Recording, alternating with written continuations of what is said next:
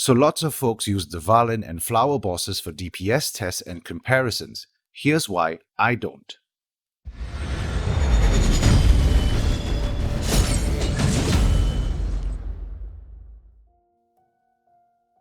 What's up folks, CrushSG here, and since the day I started this channel, I've had a very strong preference for using math, damage calculators, and spreadsheets to quantify how good any given weapon, build, or stat distribution is.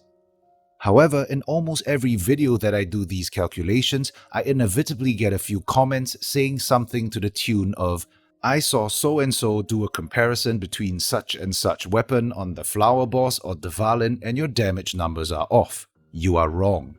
So I just want to put this to bed once and for all. Everyone has their own style and brings value in their own way, so I won't rag on someone else's methods or dispute their findings. Instead, I'm just going to explain why I personally prefer to use math and spreadsheets for the specific purpose of weapon comparisons, and there are two main reasons. First, math can be used to calculate relative values for general comparisons or be tuned to provide specific calculations for specific scenarios.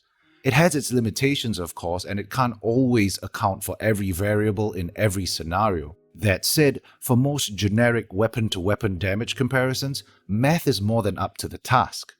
As long as you know the bonuses and the formulas surrounding the weapons you want to compare, math can often give you extremely accurate representations of what you will see in-game for those weapons. Also, spreadsheets are neat, and when presented appropriately can make it a lot easier to compare values from one weapon to another versus, say, staring at a montage of clips of the same fight trying to figure out which mass of numbers equates to more damage.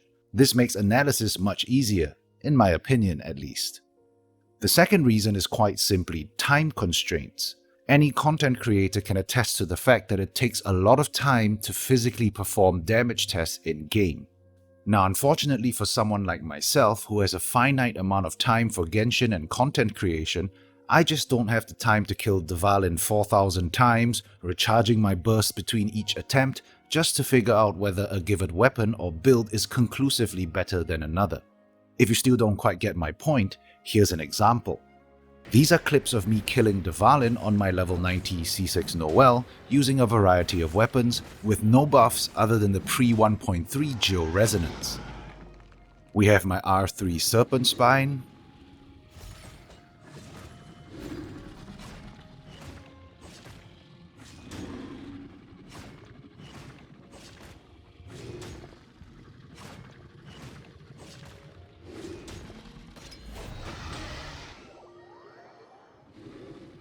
my R1 White Blind,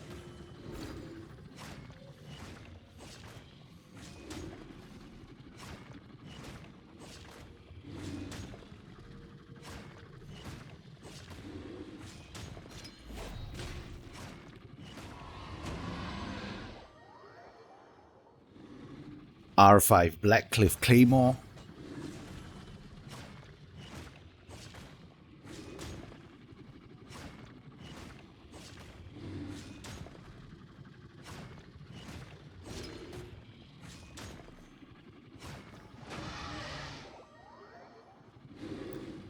R1 Wolf's Gravestone,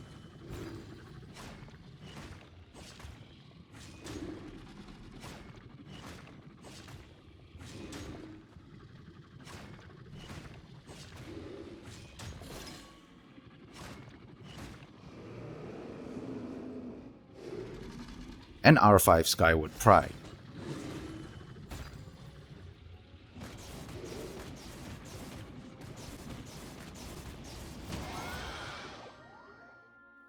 Yes, I didn't kill Dvalin with the Wolf's Gravestone, more on that in a bit.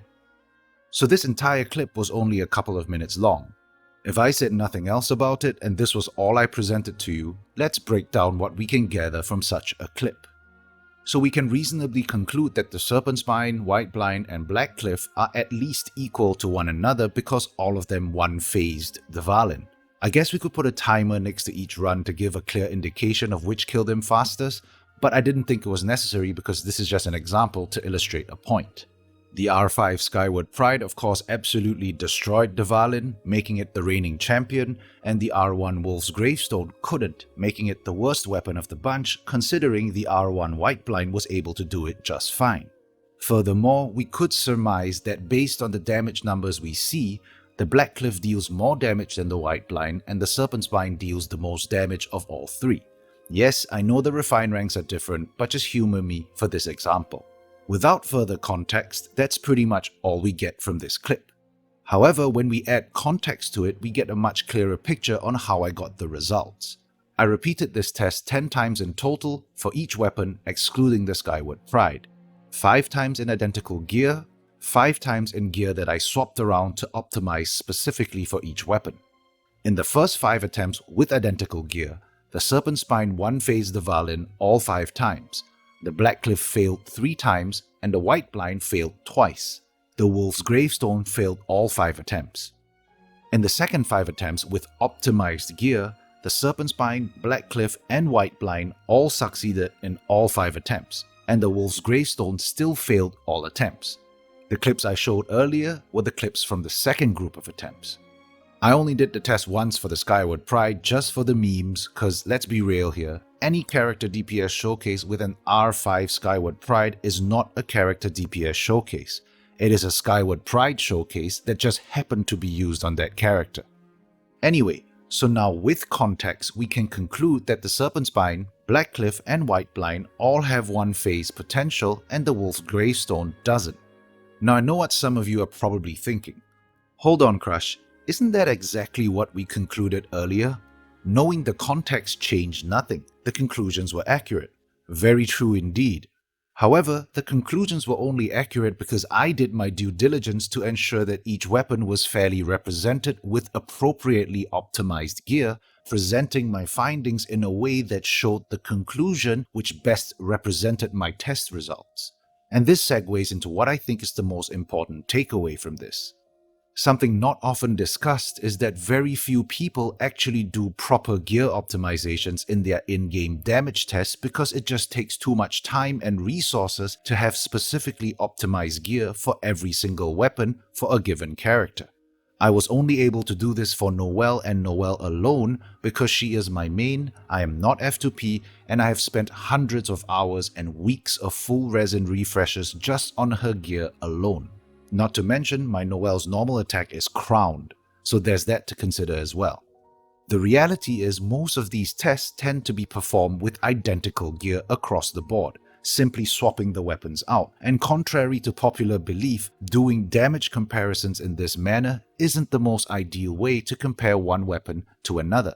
All this tells you is simply which weapon is better with that exact set of gear. So unless you have exactly the same gear the tester does, the results aren't really going to apply to you. So to wrap things up, I'll leave you with this.